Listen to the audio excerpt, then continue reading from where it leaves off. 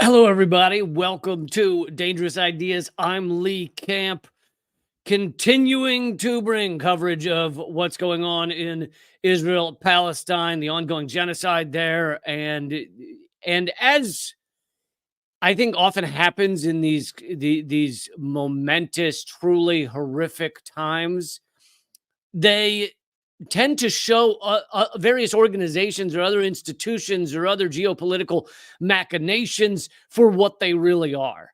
It tends to reveal other systems or reveal how those systems are incompetent or impotent, and that is exactly what we have seen with the UN. And I'm about to bring you the U.S. I'm about to bring you the evidence that the U.S. has essentially nuked the UN and proven that it is completely and utterly meaningless. But before I get to that, just some updates on the ongoing genocide. Even the Guardian, which is at times a neoliberal propaganda outlet, but at other times they will do some legitimate journalism. They're saying that civilians make up 61% of Gaza deaths from airstrikes, and that is from an Israeli study. The aerial bombing campaign by Israel and Gaza is the most indiscriminate in terms of civilian casualties in recent years. A study published by an Israeli newspaper has found the analysis in Haaretz came as Israeli forces fought to consolidate their control of northern Gaza on Saturday. And again, some of this is still partially phrased in propaganda terms. For one thing, consolidate their control. Israel controls Gaza. It is a freaking open air prison. Like, to say they need to consolidate their control is, of course, laughable. One breakout October 7th does not mean they don't control nearly everything about Gaza. They know where nearly every person is. They control the water. They control the food. They control the medical supplies. They control so much about Gaza. So the idea that they need to consolidate their control is just a laughable statement. But, sadly, this is, I don't want to say the best you can get in mainstream media, but nearly, like, you're not going to hear much at all in these terms. But anyway, to get back to the percentages. So this is saying 61%. But again, I would even say that it's probably far higher than that. 61% are innocent civilians as Israel just bombs indiscriminately. I would say it's probably much higher than that, because what they're considering innocent civilians is people who have who are probably not even a military age male. That's probably the only thing they're considering innocent civilians. So, and it's similar to what the U.S. did with our bombing in Afghanistan. We said, oh, we're hitting far fewer civilians than we used to because we changed the definition of civilian. I believe it was under Bush. They changed it to basically anyone in a target area. Any male in a target area of military age was no longer a civilian, counted as a militant. But of course, that's bullshit. They're not just because you're a certain age in an area does not make you a fighter. But anyway, I don't know exactly how they came to their numbers. But even if they were doing a far better job than that, 61% is insane. To be murdering 61% innocent civilians is just bonkers. And again, I think it's far higher than that. But to show you how some of this is, and I continue to bring you this aspect of it. By the way, I should throw in here that Rumble's been having issues today. I'm not sure why. So this is live streaming at Rumble, but if you're having trouble loading that, or if you were planning on going there later, I'm going to do the whole episode, whole show here on YouTube or wherever you're watching this, Twitter, Facebook. I'm not going to just go to Rumble because they've been having issues today. I don't know exactly what's going on. But so have no fear on that front. But I've been bringing you, I continue to bring you moments where the mainstream media has basically been forced to cover this. They're pushed into covering the true atrocities being perpetrated by Israel. And For those of you who are new to my show and really need this repeated yet again, I am Jewish. No, it's not anti-Semitic to be opposed to Israel's apartheid state and Israel's policies and Israel's genocide right now. That is not anti-Semitic. That is 100% just being a human with a moral core. All right, that's what that is, and I hope all of you know that by now. But anyway, here is some mainstream media again getting pushed into basically they're in a position where they can hardly continue to put out the propaganda. Now battle rages. I think when you're talking about a genocide where you're killing over 50% innocent civilians and you're bombing hospitals, that's not a battle. So yeah, AP is still doing their propaganda best in some ways. But anyway, this is from Associated Press. But they do have a paragraph down here where it says, Israel faces international outrage after its military offensive with diplomatic support and arms from close ally, the United States. This sentence is phrased kind of weird, but anyway, Israel has killed thousands of Palestinian civilians. About 90% of Gaza's 2.3 million people have been displaced. 90% displaced, and displaced often means made homeless, often means living in a tent, often means living in a nowhere, not knowing where you'll be living that night. So displaced is even a pleasant term, but compared to what the reality is. Anyway, displaced with a besieged territory where UN agencies say there is no safe place to flee. And let me just remind everybody that not only is the UN saying there's no safe place to flee, but something like 100 UN workers have been murdered by Israel. Israel is targeting UN workers because two reasons. One is because Israel does not want any aid, any help, any assistance getting to Gazans, even innocent civilians, so even children. So they want to get the UN to leave or get them murdered, to have perfect grammar, because that will facilitate the killing of all these civilians.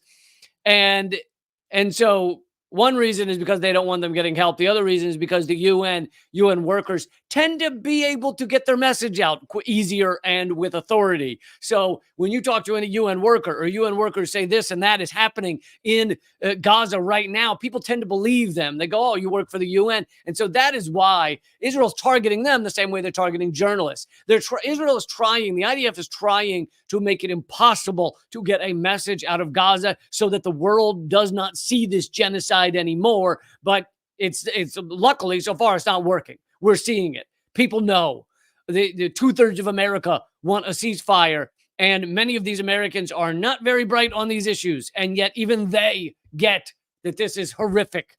Maybe they're not using the word genocide. Maybe they're not using the word atrocities. Maybe they're not using the word crimes against humanity or war crimes, but they still want a ceasefire because the news coming out of there is so horrific that it's even beaten all of the propaganda that the mainstream media and our government is trying to put forward for so many Americans.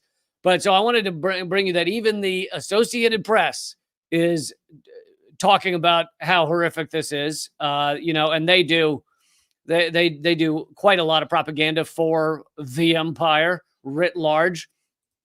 And in terms of safe place to flee, which I just mentioned, I know I've mentioned this before, but again, a lot of news continues to come out, continues to trickle out about the details of a lot of these things. This is from Electronic Intifada. If you, I interviewed someone from there just a few weeks ago. If you want really good information and good writing on what's going on in Palestine, then Electronic Intifada is definitely a place to get it. Gaza's safe south is now a graveyard. So many of you, maybe most of you, know that the Gazans were told to flee south. They were told that is where they would be kept safe. Israel claimed that, well, we've got to get Hamas, and Hamas is stronger in the north, and so we're going to attack the north, and so everybody needs to leave the north, and we're just going to murder everyone in the north. So you got to get out of here. So that's what they told everyone. Go south, flee south. And with no care for whether that was even possible or how they would do it or where they would stay or where they would live or any of that. But they tell everyone to flee south. And now we've seen them bombing the south, bombing the places they told people to flee to. Electronic Intifada says the idea that some places in Gaza are safe is a lie. It is a dangerous lie, as it has forced people to leave their homes. More than 1.8 million people are now displaced. All of them are fleeing death. Parents are trying to save their children from the horror of the constant bombing. People are clinging to the small remaining hope that the war will end soon. In Khan Yunis, southern Gaza, fears worsened after Israel began its ground invasion and stepped up its bombardment of the city. The bombardment of Khan Yunis was especially intense following the truce. They're bombing ambulances, they're bombing hospitals, they're bombing medical clinics there. And why is, and I know I'm repeating this because I brought this story, but I have a little new information about it. I brought this story to you a few days ago. Why are they bombing hospitals and medical clinics so thoroughly? It's not just that they don't want people to be able to survive from medical wounds and things like that, from various wounds. That's part of it. And they don't want babies being born, and they don't want, intensive care. That's part of it. Yes, for folks mentioning in the chat, Rumble is having issues today. Apparently, they've been having issues all day long. I don't know if they're under an attack or it's just some other systemic problem, but that's why I'm going to do the whole live stream here on my Twitter, on Facebook, so you'll get it all here. But the other reason they want to bomb hospitals is because they want disease to be almost a larger killer, a more effective weapon than their bombs, which many officials are saying it could get there, that disease will ultimately kill more than bombs, especially if you have no medical system. And here is new information from Euromed Human Rights Monitor. They say epidemics and infectious diseases used by Israel to intensify its genocide in Gaza. The Gaza Strip is set to turn into a disaster area, Euromed Human Rights Monitor declared on Saturday, as infectious diseases and epidemics spread in a way that is catastrophic and unprecedented in modern history. More than 45% of the roughly 2.3 million people living in the Gaza Strip are children, said Euromed Monitor. And all Gazans, they say 45%. I'd even heard over 50%, but whatever. Nearly half of everyone in Gaza is children. All Gazans are at risk of death, not only due to deadly bombs and missiles, but also to epidemics and infectious diseases in light of a comprehensive health collapse. And this is what ethnic cleansing looks like. This is what genocide looks like. I mean, and as I brought to you a couple of days ago, you can look up the dictionary definition of genocide. You can look up the definition that is on the Holocaust Memorial Fund site, and you will check every single box on the list. Even though you only need one of them to count as a genocide, you'll check every single one as you go down the list as to whether this actually fits that term. Given the record numbers and overcrowding of displaced people, the human rights organization warned that the lack of clean drinking water, which is designed by Israel is making sure no clean water gets into Gaza, inadequate sanitation, and malnutrition, also designed by Israel, will certainly lead to a public health disaster. 63 days into this bloody air, land, and sea attacks throughout the Gaza Strip, over 1.8 million people have been forced into densely populated areas. So, the densely populated aspect of this, forcing everyone into very tight, and there's an image of one of these refugee camps of makeshift tents all on top of each other, forcing people into those tight areas. That's not an accident. It's not like Israel said, go south, and they just ended up living on top of each other. That is by design, because again, Israel, A, wants it easier to bomb people. If they want to kill a bunch of people, it's much easier if you're on top of each other. And B, and this maybe is the more important one, disease runs rampant when you have no medical system and you have struggling people on top of each other, people that are now facing starvation and so many other issues. So then we get to, where is the world? Why is the world not fighting against this? And many are speaking out, but why are actual nation states not freaking doing something about what is happening right now in Gaza. And I mean doing something far larger than just making a statement. Cutting off ties would be the beginning. Well, part of it is that at the UN, which to begin with, let's talk about the history, because the U.S. has basically nuked the UN, and I don't mean that literally, but there's no better term for an analogy than they've nuked the UN recently. And the UN has always struggled to have actual meaning in many ways. Very little gets through that, or maybe nothing gets through that it doesn't align with the U.S. empire's talking points and the U.S. empire's decisions. But often the U.S. is able to find a few people to line up with them on their insane decisions. The UN was initially created during and after World War II, signed basically right after World War II. And one of the main ideas of it was to stop World War and to stop a genocide from happening. That was fresh out of the Holocaust. It was like, let's not let this happen again. We will stop future genocides. Now, here we are. And that is probably the most basic, fundamental job of the UN, is to make sure there are not more genocides. And yet, here we are, and here is the vote, the latest vote in the UN. The U.S. has voted against the ceasefire 3 times, but the latest one was 13-1, and this is in the Security Council. Security Council is far more powerful than the General Assembly, and the U.S. is one of the permanent members, and the vote was 13-1. Out of all these countries, 13 of them voted for a ceasefire, an immediate ceasefire, and one of them abstained. The United Kingdom abstained. The U.S. voted against, not just abstaining, voted against a ceasefire, blocked a ceasefire. And the way it works in the UN Security Council is that the U.S. or any of the permanent members, UK, Russia, China, they can block things. Their vote dominates all others, and they can veto anything. So the U.S. is the only country that made sure this genocide would continue, at least from the point of the UN. This doesn't mean the UN could have stopped it, but it would be far more powerful if the UN was demanding a ceasefire. And the U.S. stopped it.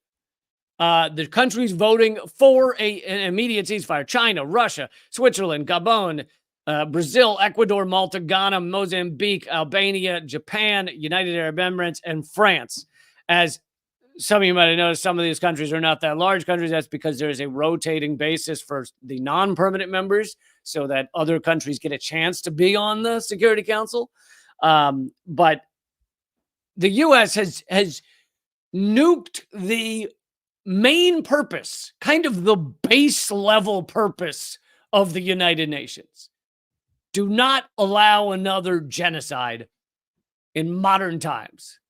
And it is completely ineffectual. So as I was saying at the beginning of this live stream, when you have these mass atrocities like this, they tend to reveal or destroy other organizations that prove their uselessness. And one of them, and I'm going to get to another one in a minute, the UN is proving completely impotent in their ability to stop a genocide because of the United States, purely because of the United States. The U.S. is making sure this genocide continues. It really is unbelievable. There's the map, but I mean, it is just so horrific, because Israel's not going to stop. They're not going to stop until they've cleared out all of Gaza. They're going to stop until every man, woman, and child is either dead or is living in a tent in Egypt somewhere. And here's the thing: is they've stated that publicly. Many of them have stated that publicly. I can't go into that rant again because I did it last live stream, so I don't want to be too repetitive. But please, everybody, hit thumbs up, by the way, if you're watching. Please do that. That does make a difference. So here's from Mondo Weiss. They do, it says news and opinion. Their motto is news and opinion about Palestine, Israel, and the United States. And this article is coming from an Israeli who now lives in Denmark, because I don't think he'd be allowed to remain alive if he lived in Israel. But this is from an Israeli, And he has an article that says, I used to think the term Judeo-Nazi was excessive. I don't any longer. Now I know that term may sound oxymoronic, or may sound like it is completely implausible or insane to use the term Judeo-Nazis, but in fact, we're now at that point where they are behaving exactly like the Nazis. And I don't know how many times I'm allowed to say that word before YouTube completely shuts down my channel, but I think I've got like one or two more, so maybe I'll sprinkle them throughout. Anyway, the late Professor Leibowitz, Yeshayahu Leibowitz, applied the term Judeo-Nazis back in late 1980s when he referred to former Supreme Court Judge Meyer Landau, who effectively legalized torture by that description. He says, and then the author says, today, I believe it actually fits what is going on. Jerusalem's deputy mayor, Area King, tweeted a photo of over 100 naked Palestinians. I'm sure you've seen this photo going around the internets of these naked Palestinians being arrested. And Israel tried to say, oh, well, they're all Hamas fighters and we've caught them. But this form of abuse, they're not all Hamas fighters. Many people have identified some of them. They are, at least a large portion of them are innocent civilians. And then they had that ridiculous video of each of them walking naked and putting a gun into a pile. Well, a couple of things. First of all, I've never seen a military arrest hundreds of fighters and leave them with their guns until they're all undressed and ready to surrender them. So it's clearly staged. It's clearly laughable. You don't, if you're imprisoning a bunch of militants who are out to get you, you don't leave them all with their guns. That would be insane. So it's all a joke. But beyond that, even if they did all have guns, that doesn't prove they're all Hamas fighters, because guess what? In Gaza, there are a lot of guns. A lot of people defend themselves. Just like in the United States, most Americans, sadly, are multiple gun owners. So does that mean every American is military? No, it does not. So the idea that, if a guy had a gun does not mean that it's a Hamas militant who attacked you on October 7th. But this is what Israel's been doing, right? Claiming that everyone in Gaza is Hamas, which is bullshit and is just standard propaganda. But to continue from this article, 100 naked Palestinians who were kidnapped by the Israeli military in Gaza, handcuffed, sitting in the sand, guarded by Israeli soldiers. This is the Jerusalem's deputy mayor wrote, quote, the IDF is exterminating the Nazi Muslims in Gaza, and that we must up the tempo of. If it were up to me, he added, I would bring 4 D9s, which are bulldozers, place them behind the sandy hills, and give an order to bury all those hundreds of Nazis alive. They are not human beings. They are human animals. This is standard genocide talk. I mean, this is how genocidal maniacs almost always speak. But it is surprising to see them speak like this publicly. Often they hide this kind of rhetoric because they know that it would make them look like genocidal maniacs. But apparently they're not afraid of that.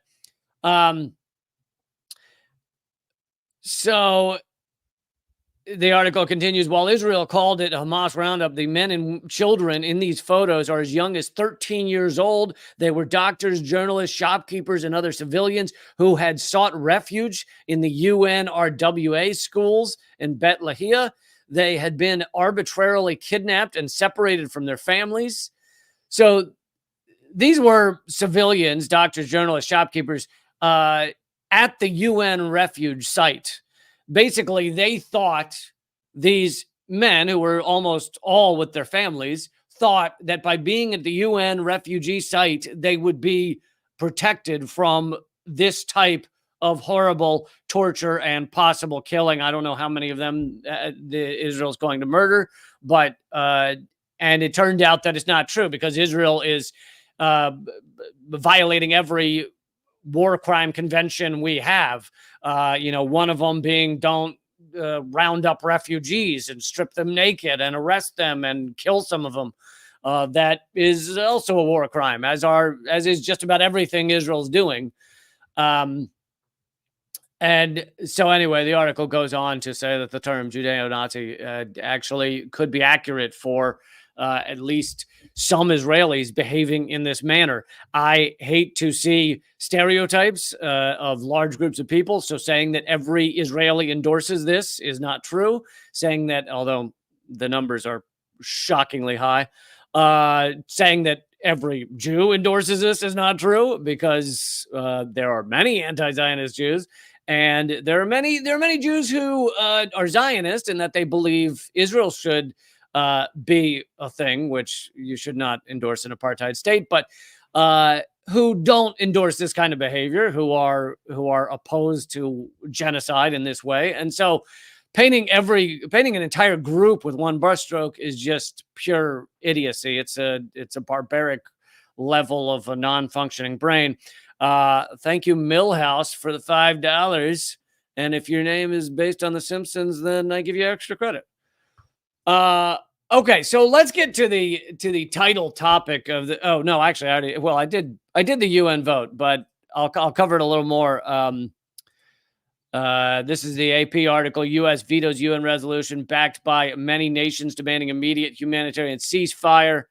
Yeah, I already covered most of this, so I won't go through it again. But it also is making the U.S. just look. Not that the U.S. has had the moral high ground for many years, but many people think that we did. There are a lot of Americans who still thought we had the moral high ground. I know, it's insane. If you're watching this right now, you're not one of them, probably, but people still, there were many Americans, like, I talked to them. They exist. They're people. They're probably, if you live in the United States, they probably are some of your family members who thought the United States still had some sort of moral high ground. I don't know why they still thought that, but they still thought that. This is breaking that. It is busting open that myth of the UN, because these bombs being dropped on Gaza, many of them are U.S. bombs, and I'm going to get to more about our U.S. bomb shipments in just a second. But before I do that, I want to show you some protesters to give you a little bit of good news. Show you the fight back. Show you the protest. Show you the standing up and making their voices heard. This is outside the New York Times in New York City, because they have been such a big propagandist for Israel, but for this war. They continue to just put out these propaganda stances, and it just shows a bunch of protesters outside of the New York Times, making it difficult for New York Times workers to get in there, and being in their faces and reminding these reporters that they are facilitating a genocide. They are manufacturing consent for genocide. And it always gives me a little burst of energy and enthusiasm to see these people out there. It's a rainy day. I'm sure it's cold, and it didn't matter. They decided this was important enough that they needed to be out there in front of the New York Times. So thank you, those of you who were there or are there right now, maybe. So you also probably heard that there's been an ongoing fight across the United States, especially in areas of academia and colleges, etc., universities, over whether you're allowed to criticize genocide, because they're saying if you do, it's anti-Semitic. You cannot, if you criticize a genocide, you're anti-Semitic.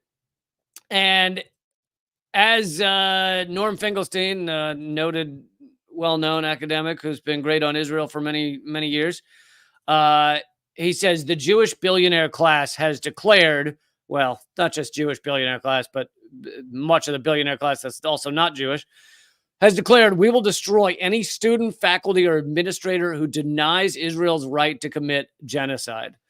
And that is what we seem to be seeing in a lot of these universities, is basically like, unless you endorse this genocide, unless you endorse the bombing of hospitals and children, then we will see if we can get you fired, get you kicked out, get you canceled.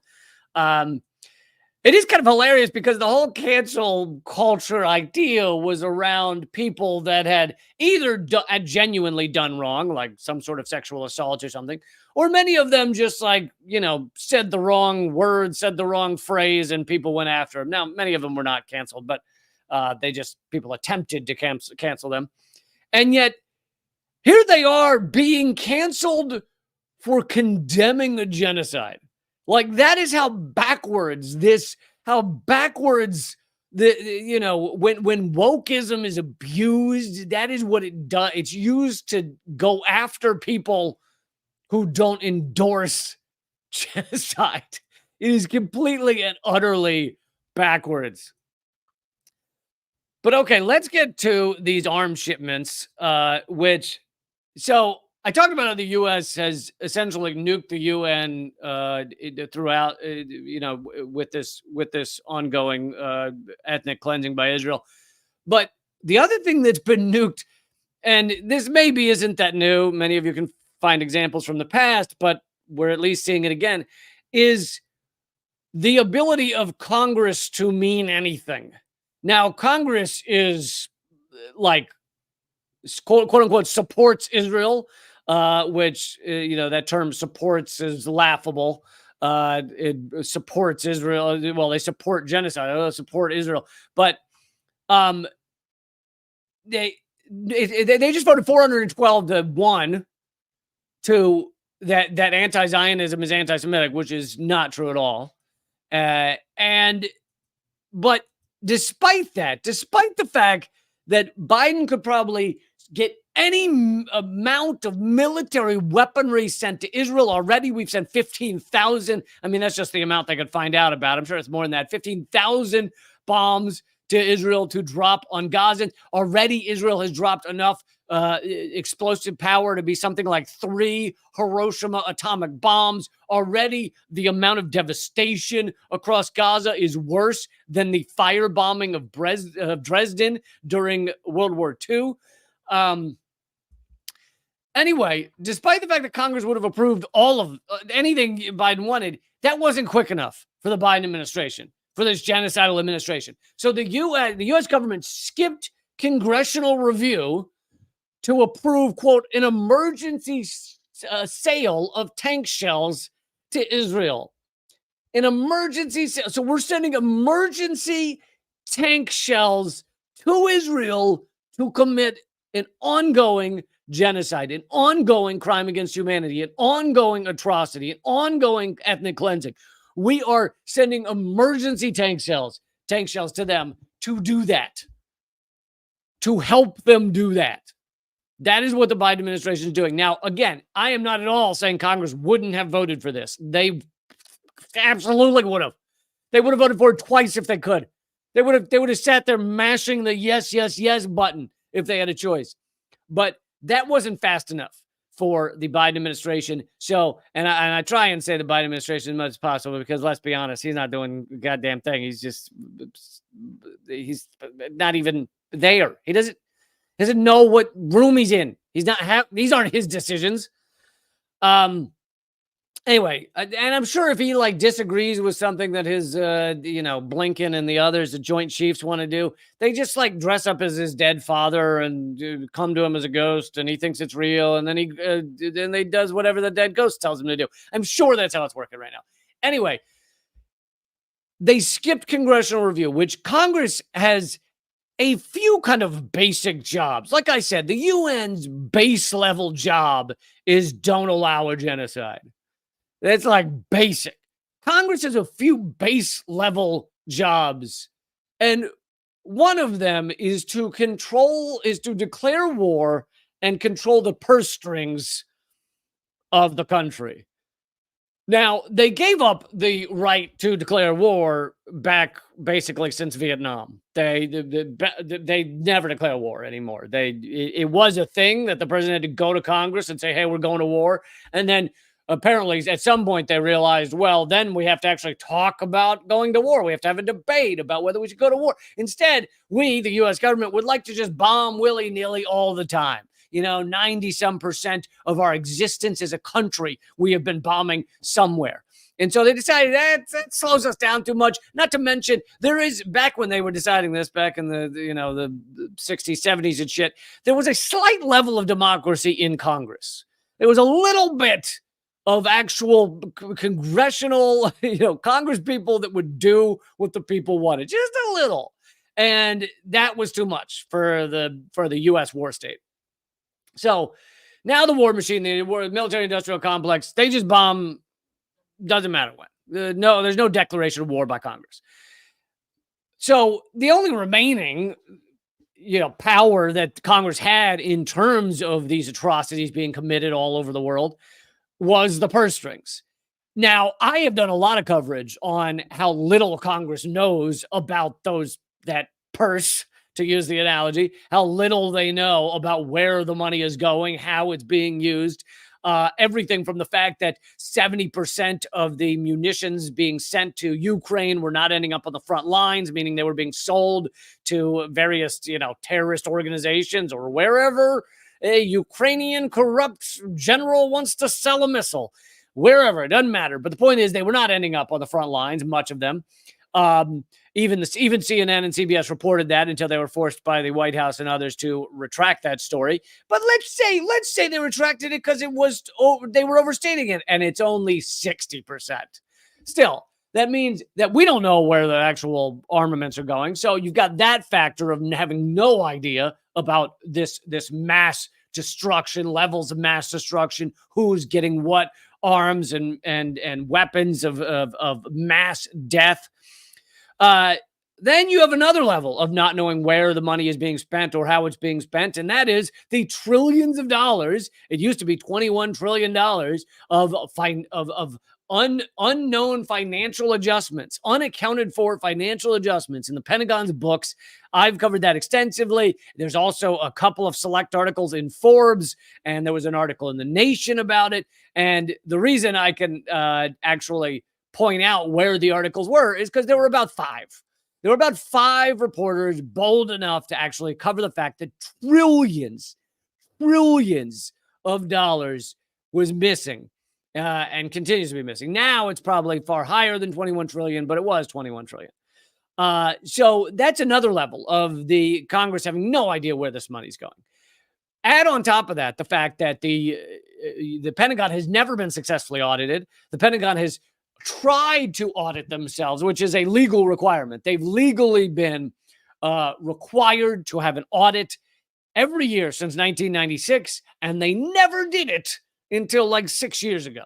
They finally got forced into having an audit 6 years ago, and now they've done 5 audits, and each one takes like a year with over 1,000 auditors, accountants, or whatever, tax professionals, whatever the hell they are.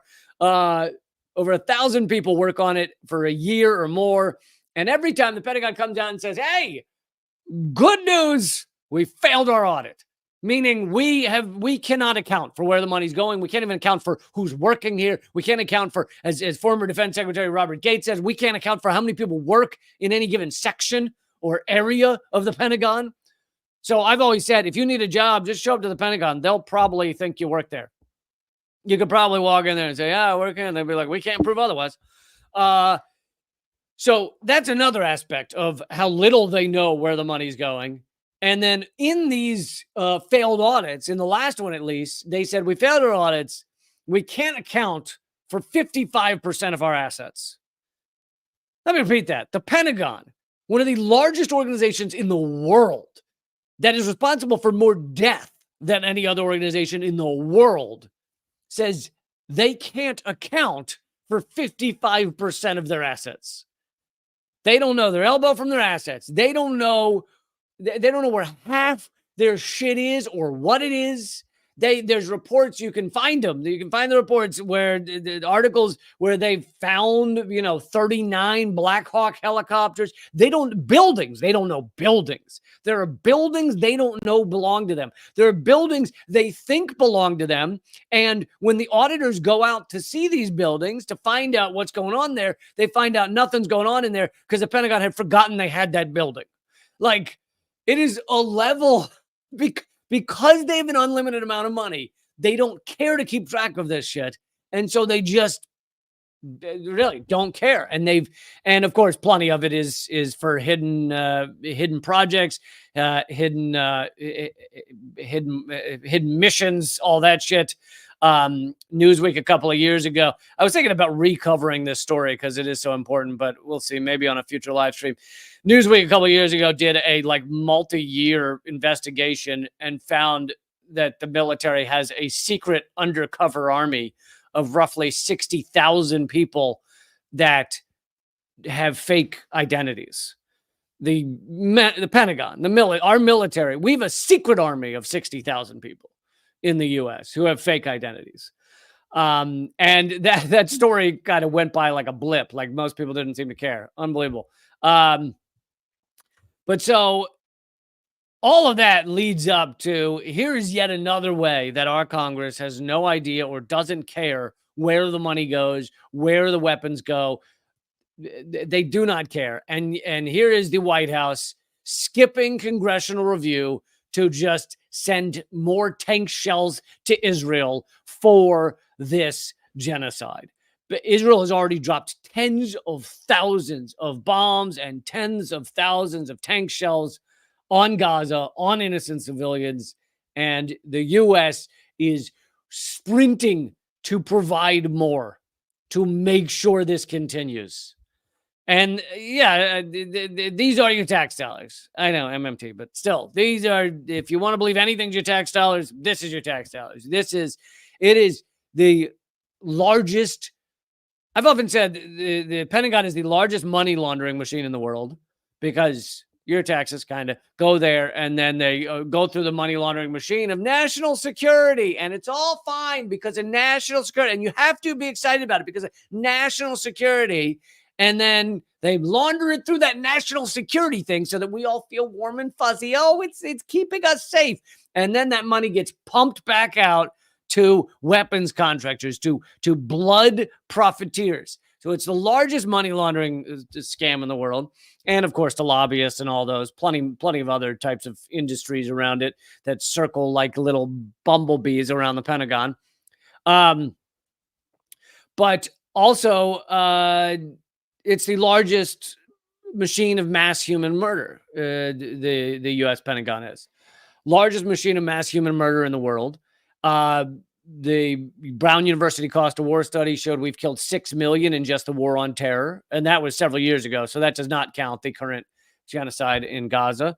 And yeah, we're rushing to send tank shells over there. So really exciting, really exciting. Okay, I want to get to, and by the way, everybody, you'll notice I'm giving you this full hour right here on all the platforms rather than just Rumble, because Rumble's been having issues today. So I hope you appreciate it, and I hope you will. I have a bunch of stories coming up for you. I'm not wrapping up right now, but I hope you will support this show, first of all, by hitting thumbs up and hitting subscribe and hitting follow and all those good things, but also by becoming a member at leecamp.net. That will forward you to my locals page. You get tons of bonus content there. You get my book, which you can see on the screen right there, called Dangerous Ideas. That's my new ebook. Came out this year, and you get that for free. You get all these live streams anytime you want them. You get to be part of the community. You get extra segments over at locals. So join up at leecamp.net. Okay, I want to bring you some more awesome protesters. Actually, before I cover that, I will just mention for a second the Belmarsh Tribunal that just took place. It is not a trial of Julian Assange. Instead, it is to bring attention to Julian Assange. There was just another one at the National Press Club in Washington, D.C. I attended that one just as a spectator, and it featured Abby Martin, John Kiriakou, Amy Goodman, I think his name's John McCaskill, the Guardian or former Guardian reporter, a bunch of other well-known international lawyers. And I thought I would play for you a real quick clip, a 2-minute clip from Abby's speech. Abby Martin gave a great fiery speech in defense of Julian Assange. So sorry, it starts and, ends mid-sentence, but Here is Abby Martin speaking. Blow to the U.S. war effort. Imagine for 1 second if the Bush administration locked up the CBS reporter who dared to publish those. Iraqis didn't have social media, but they did have WikiLeaks, which finally showed the world what American forces had kept hidden for so long. Washington worked very hard to control where journalists could access and what they could and could not report. WikiLeaks was the antidote for that lack of free press during what was the greatest atrocity in the modern era. The Iraq war logs forced Americans to confront what the United States was doing in our names. They gave proof to Iraqi society the extent to which US soldiers had been killing civilians. And the revelations made the occupation untenable. Chelsea Manning and Julian Assange helped end the Iraq war.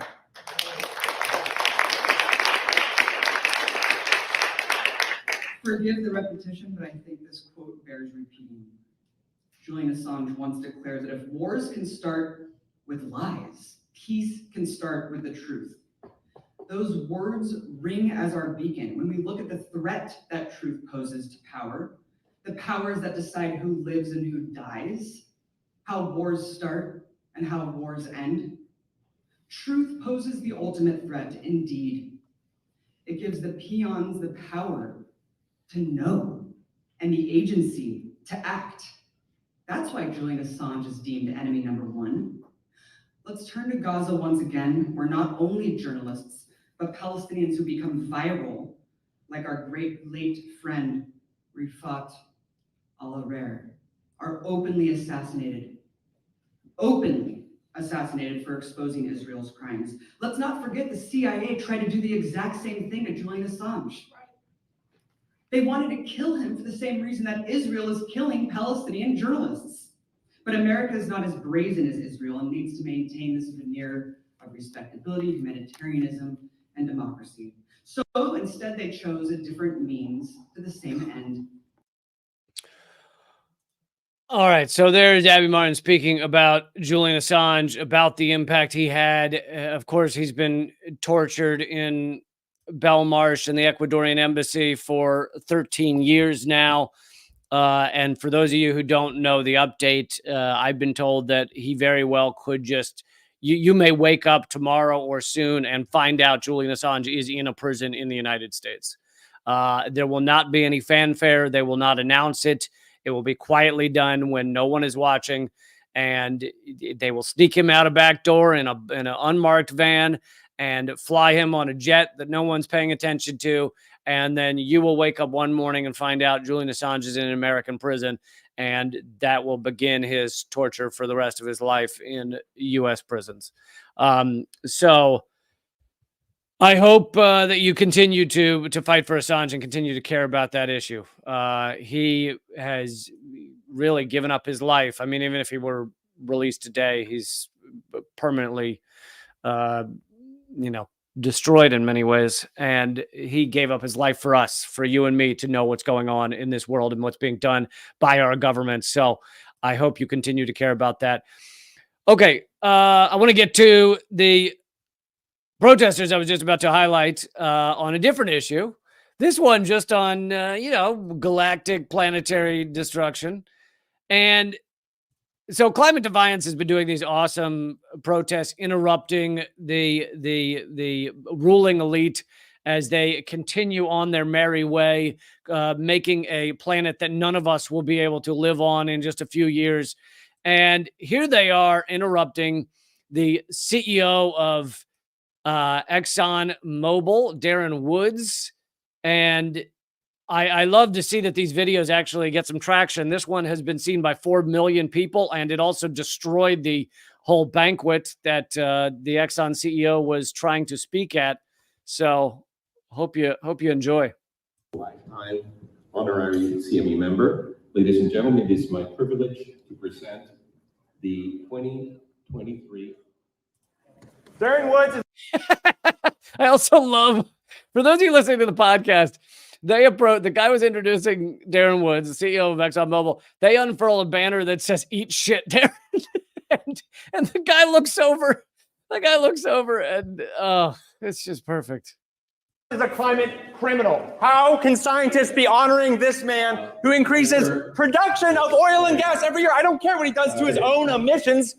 As long as production goes up, Darren, we're fucked. We're fucked because of you. You make $20 million a year killing millions of people. Told us that it was our problem, that we need to recycle and compost. Fuck that. No, we need to end fossil fuels now. Exxon lies and people die. Let's be real. Let's follow the fucking money. Students here, join us. This man is a sick fuck killing your future. This man kills people Stop for worrying money. about colonizing other planets to protect this one. And I want the freedom to be a human being without being fucking scared for my life, fucking scared for your life. Why are we giving an award to this guy? This has been the CME STEM Awards. You're welcome. Good night. We're leaving now and we're complying. We're leaving the building. Yeah, but that's after you fucking disrupted the damn meeting. Exxon lies and people die. Exxon lies and people die. Exxon lies and people die. I love ExxonMobil. They're the best. The best. I love this. Oh, for those of you listening to the podcast, they cleared an entire room of these rich elite douchebags who were all sitting there to hear the CEO of ExxonMobil talk about how great ExxonMobil is. And the entire room, they were in the middle of dinner. The entire room had to leave because clearly they did not have the security, the police enough to actually drag these people out. And it's amazing. This is what should be happening all over America, all over the world. Don't let these people have their dinners. Don't let these people have their just casual way going about their business. I'm not. I don't believe you should accost anyone. I mean, assault anyone. But if they can't handle you standing up with a sign, then good. I'm glad they can't. And you know, I also appreciate someone who uses a lot of strong language. I also appreciate that these people, Climate Defiance is not afraid to use this language, which is beautiful because it's our fucking future. This is like this is our ability for us and our kids and our grandkids to even have a planet, and we're supposed to be polite. And I love I guess it was one of the rich douchebags. You could hear him saying, "You guys disrupted the whole fucking meeting," like furious. And it's like, yeah, exactly. You know what else disrupts a lot of meetings is climate crisis, is the increased disasters we see happening around the world, floods, mudslides, fires, hurricanes of unusual frequency and size. All of these things are destroying people's entire lives, and it's even interrupting dinners. I don't know if you know that. It's interrupting nice dinners too. So it's just beautiful that these people continue to interrupt the ruling elite. Don't let them have their meetings. Don't let them have their dinners. Just be in their face as much as you can, because the voting barely matters anymore. It matters on some local issues, but federally, it is gone. Government is captured. Congress is captured by the ruling elite, by these corporate douchebags. It is captured. They own it.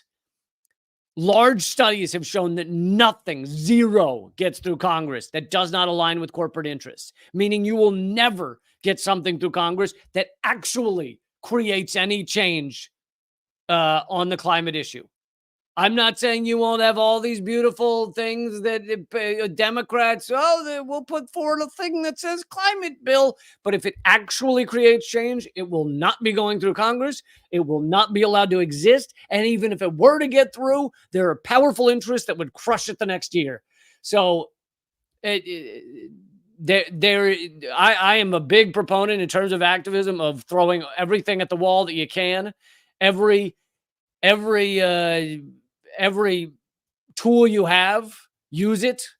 And this is one of the tools, is interrupting these people and having these viral videos, which guess what? If these 6 people or however many sat on a sidewalk and said the exact same thing, this video would not have been seen by 4 million people. It was seen by more than 4 million people because people care about a video that shows the CEO of ExxonMobil having his goddamn dinner ruined. That's what they care about. On the same topic, this is from The Guardian. Earth is now on the verge of 5 catastrophic climate tipping points.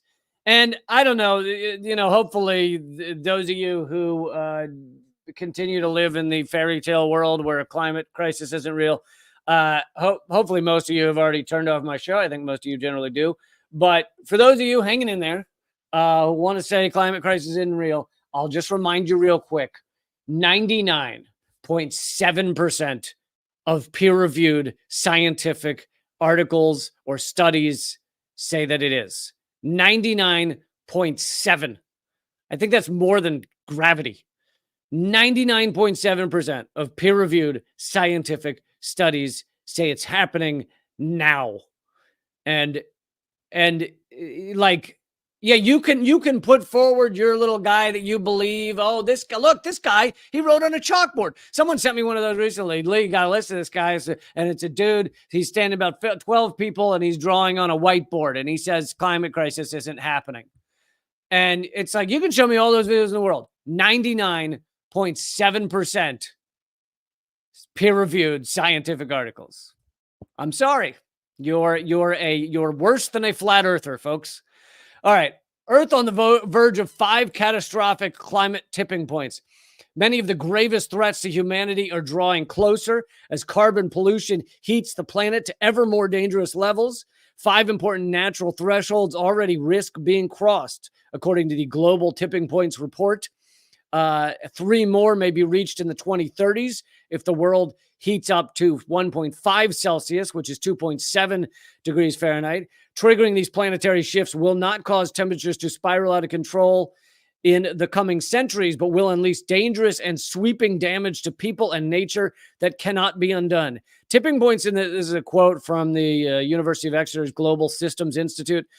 Quote, tipping points in the Earth system pose threats of a magnitude never faced by humanity.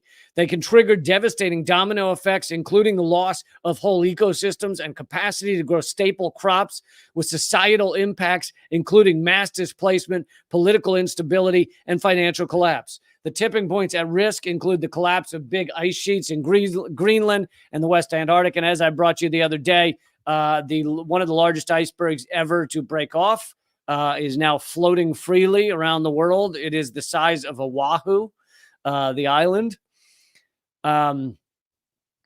Let's see. The widespread thawing of permafrost, which they say is a major tipping point, which is happening right now in Siberia because it releases massive amounts of methane, which is far more dangerous, a greenhouse gas than CO2. The death of the coral reefs in warm waters, which we're seeing steadily, and the collapse of one oceanic current in the North Atlantic. So these are all tipping points that then have spiral effects afterwards, and we're facing these tipping points right now. And yes, people will continue. There will be many people that continue to live as we face climate crisis. That doesn't mean it's not climate crisis. Many people will die, and we've already seen hundreds of millions. I can't remember the precise number, but hundreds of millions of climate refugees, people fleeing areas of their countries, people fleeing countries altogether that will not withstand the climate crisis. Whole areas of the United States are facing, 1,000-year droughts, completely changing the dynamic of our society.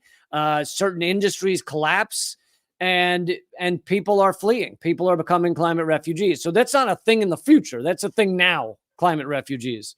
It also, because of the stress on people, because of the having to deal with, farming collapsing and finding water and all these other problems, you end up in more wars as well. So people may die from ongoing climate wars. You may see fighting over clean water. Now, I have discussed a lot how a lot of these answers are out there, but shifting the entire world to a lot of these answers quickly almost never happens. Of course, I'd love to see that. I think we need a goddamn Manhattan Project for climate crisis, but we need a Manhattan Project for each different aspect of climate crisis. We need a Manhattan Project for getting clean water from salt water. We need a Manhattan Project for the most effective, cheapest pollution-wise ways to get energy around the world. But so much of this is not happening. Part of it because, a lot of it is profit over all else. So if you have a giant industry, even just selling bottled water, then they'll do everything they can to make it so that you can't get clean water just easily. But more importantly, of course, is the power of oil, the power of the petrodollar, the power of these oil companies. They're going to make sure that anything like fusion energy or other types of energy that are fully sustainable do not have an easy time becoming the most prevalent form of energy on the planet.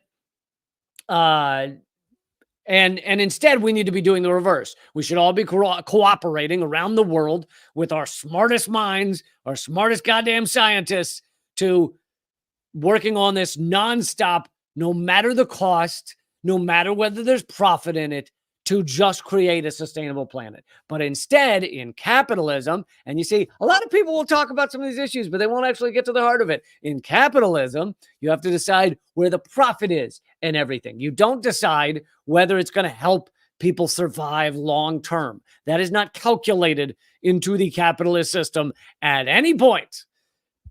The only people calculating whether it will create a long-term sustainable society are those of us thinking outside of the capitalist system. Those of us who just want to see a sustainable world for all of us. Anyway, hope that made some sense. Thank you guys so much for being here. I'm sorry Rumble's not working, but for those of you who normally watch this on Rumble, it will be up there later, and hopefully it'll be working tomorrow.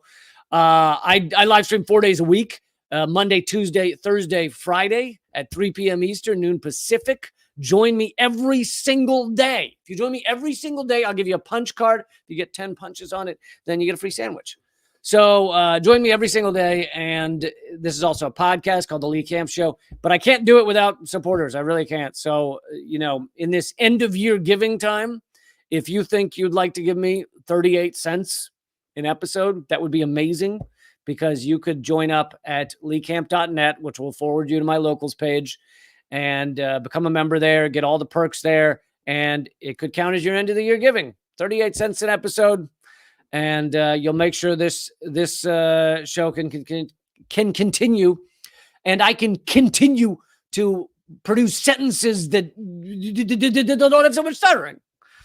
Thank you guys, and I will see you tomorrow, 3 p.m. Eastern. Keep fighting.